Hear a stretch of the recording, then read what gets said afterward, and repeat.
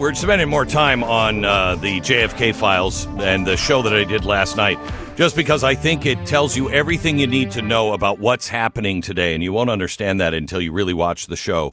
But I think this is a direct replay of what happened during the Kennedy times and possibly what happened during Nixon's tenure and what's happening right now to Donald Trump. And it is so important that you understand this, because you will understand why people are protesting in the streets, why this non-grassroots, or as Nancy Pelosi would say, AstroTurf protests are coming up so quickly and so oddly with something like USAID. You'll figure that out as you watch this special last night.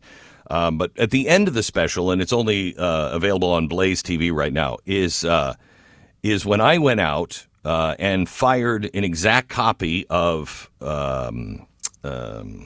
what's his name, Oswald's gun. Same gun. I mean, we don't know of another one like it because it has the exact same modifications that Oswald made to his, and we shot the exact same bullets, the rounds. These were about $40 a piece because they were antique. We literally went and got the same bullets from the same batch to see what would happen. We made a few shots with that, and then the firing pin went bad, so I had to switch guns, but it's the same kind of thing, and I think I had a harder shot than even Oswald did. And you'll see what happened. But where we did this was up at the Side-by-Side Ranch. This is in Oklahoma, and it is an unbelievable shooting ranch. I mean, it's just, I was up there, and I said to Scott, the owner, I said, I think I'd like to live here, quite honestly. It is an unbelievable place. If you're into shooting or anything else, you should check this out. But Scott is the owner of it. Now, let me just tell you who he is first. So before we talk to him. He began shooting at 7 because his dad was a member of the Air Force competitive trap team. And he was a great trap shooter, inductee of the California State Trap Hall of Fame, blah, blah, blah. He was also a professional coach and instructor.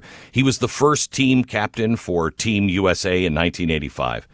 Now, his son becomes a competitive shooter, this Scott, I'm introducing you to here in a second. He was a professional shooter for Beretta Firearms for 28 years. I've seen him do his exhibition events, and it's almost like Annie Oakley, where you throw a quarter up and he shoots it. I mean, he does that. He's in the Sporting Clays Hall of Fame, won over 14 national championships. He is the current national record holder in the small gauge champion, 8 world championships, named to all 54 American teams in trap. He's also the only competitive clay target athlete in the history of American sporting clays, 25 years running, to average over 90% consistently. The guy is really good. But what has he done with his life? I don't know. Not much. Here's Scott Robertson. Scott, welcome to the program. Thanks, Glenn. Thanks for having me.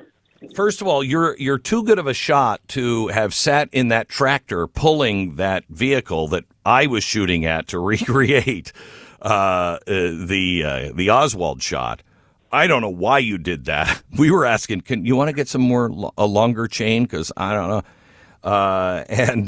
And you didn't. But thank you for pulling the tractor and pulling that car. Tell me about the shot. Go ahead. Well, Glenn, we got to give your audience a little context, right? I mean, you don't have me on because I'm a good shooter. You mainly have me on because I'm the only one crazy enough to actually get in the tractor.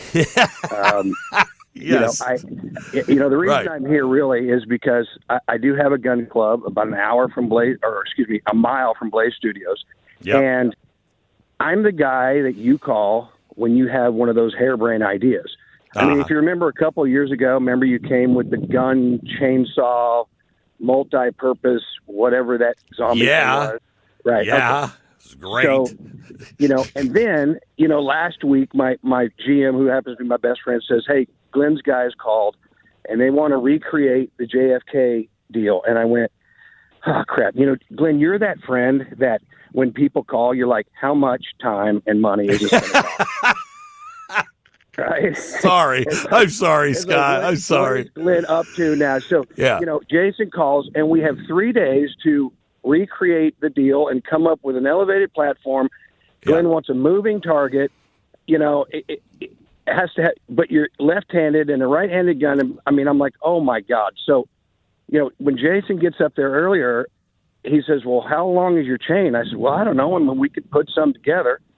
So I put the 20-foot, bat wing on the tractor and then a 20-foot chain. He goes, I don't know that that's long enough. So we had another chain, and with the angle, I couldn't hardly get it long enough. But I know. That last shot, if I were a bad shot, the last shot, it was not good for you. Let's put it that way. Well, I just want you to know, when you turn to the staff and you say, hey, what do you guys think about this? When they pause, that's pretty much them saying to their boss, this is a really dumb idea. Okay? I just want you to think about that. But as it turns out, right. They don't say, Glenn, that sounds great. That's them saying, this is really a bad idea.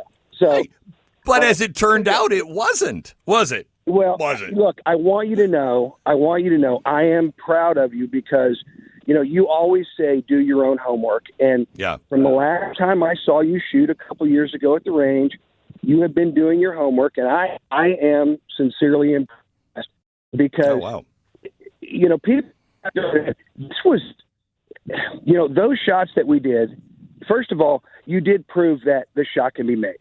I didn't think it could be made before you did it. And so I think, we proved that the shot could be made. I don't know. I'm still not convinced that's how it went down, but that's my own belief. Right. We did rule this out because I have heard my whole life that, it's a very difficult shot. Very few people could make that shot. I made that shot. And I think the shot I made was more difficult. We had the wind against us, and it wasn't a paved street the car was on. That truck was bumping, going up and down all the time. That was a difficult shot. And I don't consider myself a decent shooter on with rifles and scopes. Well, I will tell you, I am impressed because first of all, I'm in this tractor, and I'm thinking, I'm not sure this is a good idea. Now, you got to understand, I do lots of sketchy stuff. I shoot one-handed off a bike and do all kinds of crazy stuff, right. Pogo stick, right. So if I'm a little nervous, that's pretty sketchy. And so you're up on this tower with 6 or 8 people. I have this hunt truck that has this big lift, and it's wobbly. So then the radio and Jason's like, oh, the range is hot. And I'm looking at what seems to be down a barrel of a, high-powered rifle with you up there with the right. I'm thinking, boy, this is okay. I'm really hoping that Glenn's been practicing. But anyway, I'm pulling this truck at 11 miles an hour, and it's in one of my fields, so it's bouncing up and down. Those balloons had to be bouncing probably 10 to 12 inches, high and low. And I'm thinking, we are going to have to do this 10 times today, right? This is going to take 10 takes. And then I look back, and I see the first balloon explode, and I'm like, well, good for you, Glenn. You got one. Okay, we can always go to B-roll. And then you hit the next balloon, and then the truck is bouncing like crazy because there's a lag between the second shot and the third shot. Yeah. And I'm thinking, wow. And then I see the third, balloon explode, and I'm like, I am not believing this.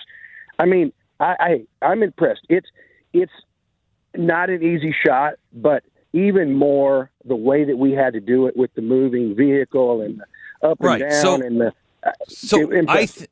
I think we both can say, if I could do that, Oswald, the only thing he had that I didn't have was the pressure of killing the president, all the nerves. But I'm also left-handed, right-handed gun. We had other things going on that I think balanced things out. So I really believe he could have made the shot. Now, tell what we found at the end that bothered you, that you brought up. Well, what was interesting is the grouping in the front windshield. So the bullet went back, it went through the balloon, which represented, the target, and then went through the windshield, the back glass, and then all 3 bullets lodged in a very small group in the front windshield. And so first thing I thought was interesting is how offset it was. It wasn't on the right side of the car. It was on the left side of the car. Right. So that was just interesting with the angle, because we pretty much had the exact angles that it would have been in downtown Dallas that day. The other thing that I found interesting was that even though the truck was moving and there was a distance, we had the balloons lined up in such a way to represent stagnant in the car. And what was interesting was that all of the bullets landed in the front windshield in a small enough group that really asked more questions than we answered. Right? It did. Why was the guy in the why was the driver not hit? Why was the passenger not hit more than one time? Right. So a lot of these things were weird. And so it really, the way it came out with us, the driver should have been killed. The driver absolutely should have been at least hit, but could have been killed. It would have at least, the way we did it, it was too high up because we weren't 6 stories up. We were about 2. So it would have gone into his back instead of where we had it. Would have gone right through his head.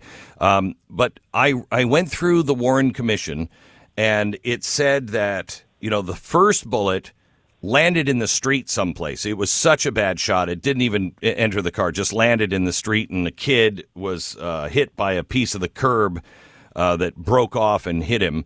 And the headshot, they say that the headshot, the bullet completely disintegrated and broke up, so they've never found any pieces of that bullet. Is that even possible? No. No.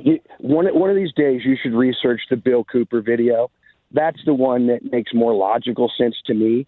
But that's a whole nother conspiracy. But if you watch that video, it does make more sense that he was actually shot with a CIA air pistol, and there was also poison in the bullet. That's why they had to change the brain out in Dallas. So that I kind of come up more in that deal. But the real question, when you start looking at the ballistics of it, is when you shot that shot, the first shot being a miss. I don't really buy that, because how does a guy make 2 shots in a head at twice the distance of the first shot, and the first shot is not found? Because that first shot, you have to admit, that was probably the easiest shot, right? Oh, it was easy. I was more concerned about the other one. It was at a steeper angle. I mean, it was difficult. 100%. And so if Oswald is good enough to hit the president, one in the neck and one in the head, you're telling me that he's going to completely miss the car when in your scope all you would see is car? It doesn't make any sense. No. Right? So it's kind of hard to believe that the first shot was a miss. And then when we start looking at the angles and the ballistics of what we did, I have to ask more questions, because it just doesn't make any sense. You don't have a miss and then you have 2 good shots like that. And then the angle of it, how is the passenger hit, not the driver? It's just a lot of questions there. So, Scott, I've only got less than a minute here. I just want to say, and you might say, I'm not sure that's a really good idea, but I'd like to recreate the Butler shooting, because that just seems like the easiest shot of all time compared to Oswald. That seems simple, really simple. Well, not only simple is the Butler shooting. I would like to do that with you, because I think we're going to find in Butler that we could take anybody off the street and they would make that shot 99 times out of 100. Yep. Okay, Scott, thank you so much. I appreciate it. He is the owner of Elm Fork Shooting Sports and also Side by Side Ranch, founder and co-owner, and I just can't thank you enough, Scott. We'll talk to you again.